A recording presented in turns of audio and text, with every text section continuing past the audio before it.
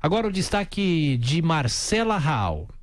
O Superior Tribunal de Justiça deve decidir nos próximos dias o futuro do ex-presidente Lula. A defesa quer, além de reverter a condenação de 12 anos e 1 mês por corrupção passiva e lavagem de dinheiro na Operação Lava Jato, que o processo seja anulado e encaminhado à Justiça Eleitoral. No mês passado, o Supremo Tribunal Federal decidiu que a competência para julgar crimes comuns que tenham ligação com Caixa 2 seja da Justiça Eleitoral e não mais da Federal. Procurado pela nossa reportagem, o advogado do ex-presidente, Cristiano Zanin, disse por meio da assessoria de imprensa que agora aguarda o parecer da Procuradoria-Geral da República sobre esse novo pedido da defesa para anular a condenação do ex-presidente. Na opinião do advogado especialista em direito eleitoral, Alberto Rolo, o processo do triplex do Guarujá não será transferido para a Justiça Eleitoral. Nas acusações relativas ao triplex do Guarujá e à reforma que houve nesse mesmo triplex,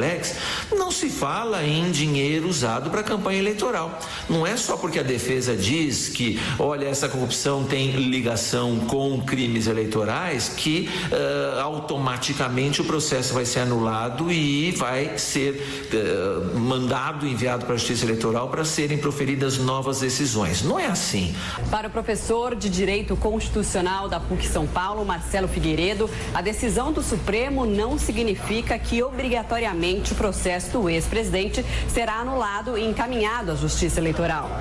Existe acusação de vários crimes, de várias infrações, há vários inquéritos em andamento.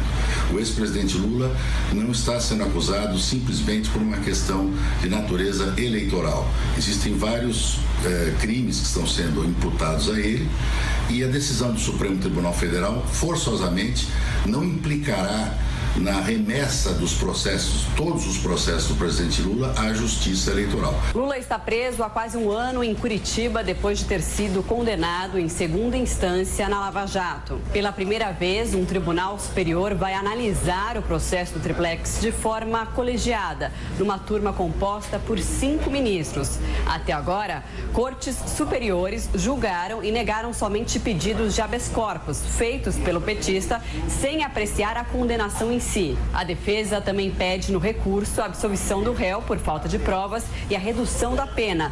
O advogado Alberto Rolo explica que a diminuição da punição poderia levar Lula ao regime domiciliar. A ideia da defesa é que sejam feitos os recálculos do tempo de pena e essa pena seja diminuída, com possibilidade até, dependendo da circunstância, do regime de cumprimento desse restante da pena ser regime domiciliar. Primeiro porque o condenado, ex-presidente Lula, já cumpriu uma parte da pena e depois por causa da idade, das condições de saúde dele. Com a expectativa de que a condenação de Lula seja analisada nesta semana pelo STJ, a defesa do ex-presidente pediu que o Supremo antecipe o julgamento de um habeas corpus. Depois de um ano, né, professor, começam essas discussões. Será que ele continuará preso? Essa é a questão que se coloca, né? É uma tentativa, nós já alertamos isso aqui, de há muito, que da libertação do Lula via STJ, Superior Tribunal de Justiça, e um artifício que ele cumprisse a pena domiciliar. Daí a reforma do sítio dele em São Bernardo do Campo. Né? Esse é dele, os outros ele não considera dele. Ele ia lá mais de 100 vezes, não era dele, por aí vai, né? O de Atibaia. Mas essa é a estratégia. A questão, e há fortes interesses, uma pressão muito grande junto ao STJ, essa turma de 5 ministros, para tentar revogar a decisão dada pela Justiça Federal do Paraná, tá? Então a questão que se coloca é isso: se ele for libertado, prisão domiciliar é uma farsa, isso vai certamente gerar repercussões negativas, mas enormes no país. Quer dizer, não é uma vingança, a permanência do Lula preso, é o cumprimento de uma decisão judicial em segunda instância, não é só em primeira. Foi referendada e ampliada a pena do Lula para 12 anos pela 8ª turma do TRF da 4ª região em Porto Alegre, por 3-0. né, que foi a votação. Portanto, não há nenhuma conspiração contra o Lula, não é uma forma de puni-lo injustamente, não ocorreu nada disso, como é de conhecimento de todos. Então, a questão que se coloca aqui é essa tentativa de retirar o Lula da prisão, que eu não sei porque está no Paraná. E é uma outra questão que tem de ser lembrada. Por que ele continua na Polícia Federal e não foi transferido ao presídio de São José dos Pinhais? E, por fim, por que ele continua tendo 8 assessores pagos por nós, apesar de estar preso?